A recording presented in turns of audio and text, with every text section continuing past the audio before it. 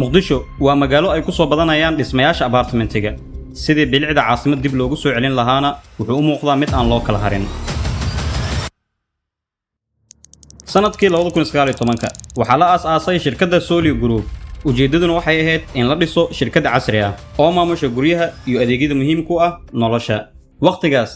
qalabka sida kaamirada CCTV iyo intercomka waxay dad badan u arkayeen wax aan faa'iido lahayn oo aan dalkan ka shaqayn karin caqabado badan ayaa jiray balse milkiilaha Solio Group oo ah muwaadin khibrad dheer ku soo qaatay dibadda wuxuu aaminsanaa in caasimadda la keeni karo nidaam guryo maamul oo caalami ah magacaygu waa Cabdalla Maye CEO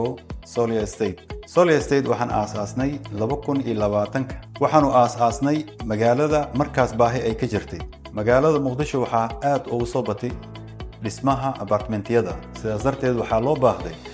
service oo tayo leh maanta in ka badan 300 oo guri ay Solio maamushaa guri kastana waxaa ku jira nidaam casri oo intercom iyo camera isugu jira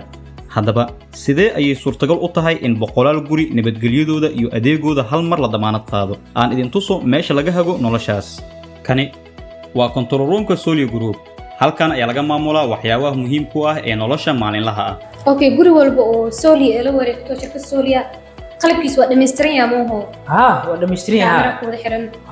camera ku xiran intercomka ku xiran speakerka ku xiran imagine hada anoo furaha guriga ku soo hilmaamo kale oo albaabka samarka u soo baxay oo xirmay aawadan furaha guriga ku soo hilmaamay oo fura aawadan aawadani guriga inuu ku jirin easy caadi waana soo wacay anoo ku naqaan inta u socotaa qaybta degan tahay kaarkaaga aaway ku reesanayda anoo hore ka furi karno idin ma inta ka furi kartiin waa ka furi karaa qaybta degan tahay marka ay soo gaan yarka hadda wuxuu ahaa qof guriga degan oo la yaqaano sidaas oo furna marka wajigiisna waa aqoonsane meeshuu degan yahayna waa faan haddii haanta biyuhu ay buuxsamaan control roomka ayaa si toos ah u xiraya haanta si aysan biyuhu u daadan boqolkiiba boqol ku ogaana oo calaamada greenka noo saaran tahay haddii haanta ay maaragtay 50 ay ku jirtana calaamadaas orange ku gana boqolkiiba 50 ay ku jirto boqolkiiba 25 marka ku jirtana ee aan 0 ay tahayna waxa way waa calaamadaas waxa ku ogaanaa rate-ka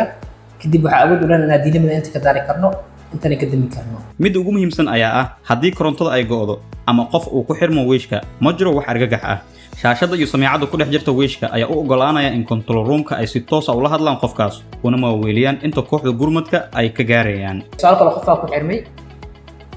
qofkina jaa waa dareena weeshku xiran yahay wali ilaahsa ka daranay automatic caadi u waceenaa qofkaas marka caadi u la hadlayna marka uu kula soconaa marka wiishis uu kula xirmay marka isdiji qof waa lagu soo diraa intii laga ma xitaa waa ana ku si la hadlayno ku sheekeynaa marka waxba ah iswaal isdiji jaa qofka markaas waxa laga yaabaa inuu xogo is yiri geliyo ama cabsi hore ay ka baxdo waxaa mar walba ka taxadiraa in guriga hortiisa qashin lagu tuuro in la sameeyo xumo in ka dhacan gurigiisa waxaa guriga hortooda loogu xiran kala hadli karno dadkii waxaashka sameeya halkan waa holka Solio Facility shaashadan hortiina ka muuqato waxaa si live ah loogala socdaa wixii caqabad ah ee markaas taagan sida tubad dilaacday ama koronto xumaatay shaashadan ayaa si toos ah qaylidaan u siisa injineerada iyo farsamayaqaanada diyaarka ah iyagoo xogta rasmiga ah qaba ay goobta si degdeg ah u tagayaan iyagoo xalinaya dhibaatada inta uusan macmiilka xitaa dareemin cabasho waa tusaale nool oo muujinaya marka aqoonta iyo khibradda dibadda lagu soo bartay dib loogu soo celiyo dalkeena ay ka dhalan karto nidaam badbaado iyo adeegyo casri ah oo la isku halayn karo